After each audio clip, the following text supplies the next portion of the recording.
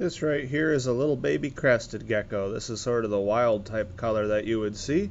Now these were thought to be extinct up until 1994 when they were rediscovered, and they've since then become the second most popular gecko in the reptile hobby, partially due to their ease of breeding.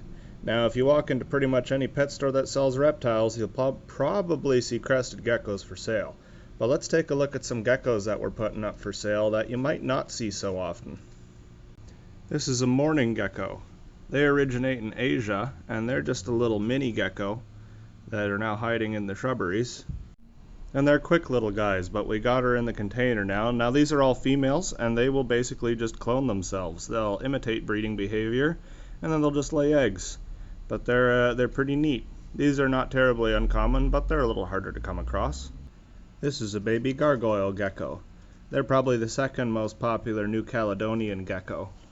And they are pretty neat as well.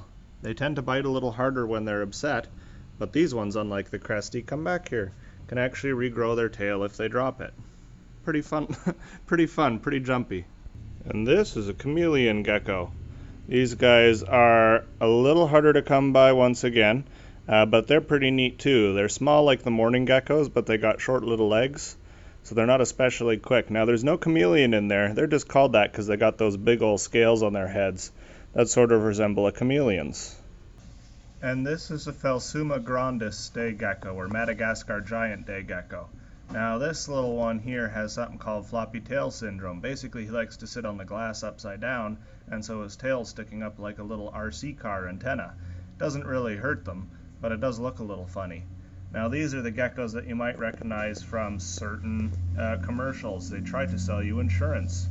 I'm not picking this one up because it's fast as lightning, and when these are afraid they can drop that tail, but they can also tear off their skin to run away. It kind of grows back funny looking. So this is a very hands-off gecko, but they're pretty neat. And so if you're looking for some unique gecko species and you're already a gecko keeper and the crested geckos aren't quite cutting it for you, come on by, we have some variety. That's all for today, guys. Thanks.